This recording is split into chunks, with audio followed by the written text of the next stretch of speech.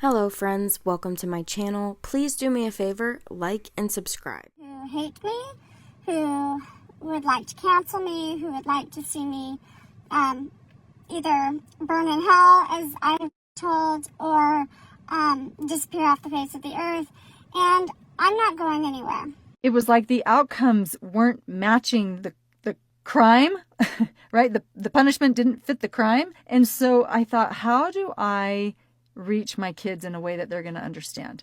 And it didn't make sense to me to hold my kids accountable, and then Christmas come, and then it's not consistent. And all of a sudden they get Santa Claus coming and pouring gifts upon them. And I thought, this is an opportunity for me to really grab their attention. I can't think of anything that grabs a child's attention more than Santa Claus. And so I pulled them aside, my husband and I both, and we said, we really love you. We really, truly love you. Like, we're not loving you just because you're cute and cuddly, although that's true. We love you, and our responsibility is to help you reach a place of adulthood where you are empathic with others, where you really are a charactered being. And the information by your choices are telling your dad and I that you're not there. You're not even close. And so we're going to not be celebrating Christmas in the same way that we've done in the past. We're going to celebrate Christmas for what it really stands for, which is the Savior was born. And because the Savior was born, we get this beautiful opportunity to change. Our hearts get to soften. And so for Christmas, we're inviting you to soften your heart. And it was a beautiful experience. They really, really took to heart what we were inviting them to do. So Kevin and I stepped back and we watched how they took this outcome, how they interpreted it, how they worked with it, how they interacted with it. And because they're quite numb because of the choices they've been making, they didn't go into hysteria. They didn't go into fits. They didn't cry and scream.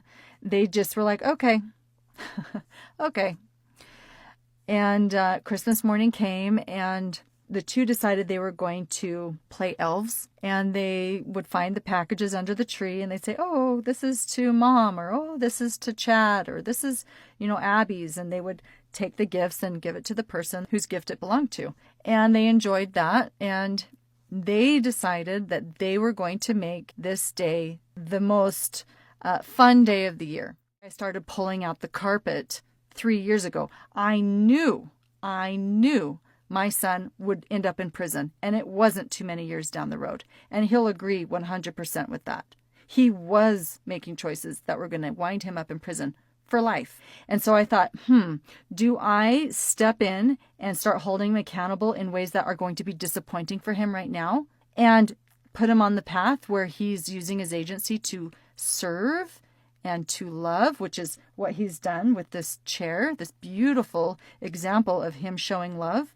It was years of holding him accountable. If my child is sexually active, I would rather her be safe than sorry.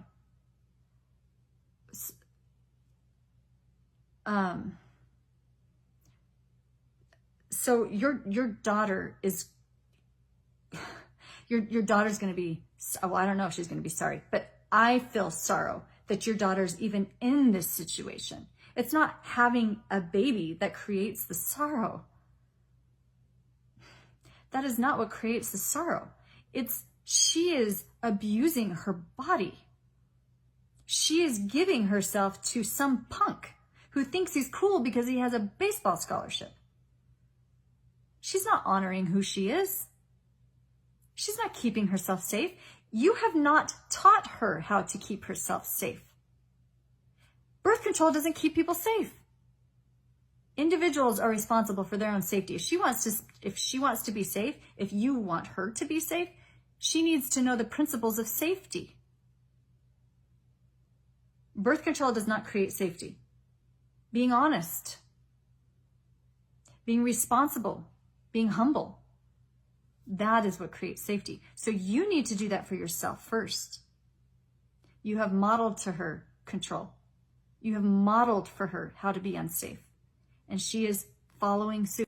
No. In this home, You don't get personal space because this is my space because I'm the parent. If you want your own personal space, you'll need to get your own space. This is mine. And as long as you're living in my home, it is my job to know everything about you. You don't get to sneak. You don't get to hide. You don't get to have secrets. Not in my house. Do you see how loving that is? Now, if you're in distortion, you're reeling right now.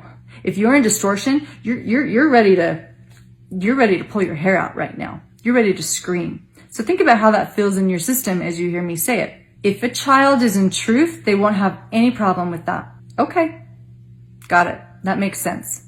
They're not going to have any qualms about what I've just said because they're not hiding anything.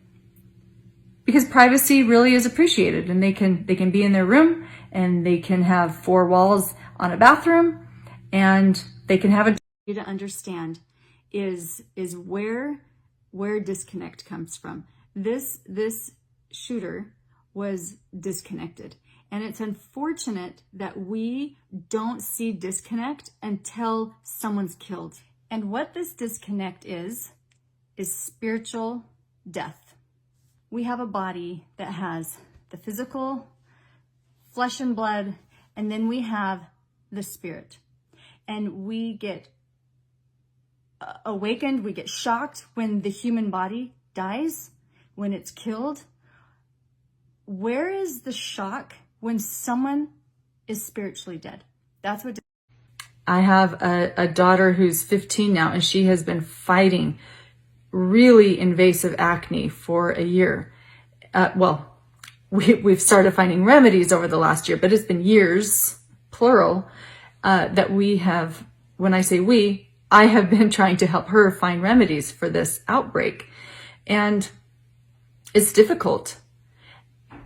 Now, my daughter has been taught principles of truth. And the way she's managed her acne and her outbreaks looks very different than how I managed my acne and my outbreaks. And that's because she has principles of truth. She's not taking her acne to mean anything about her, where I did.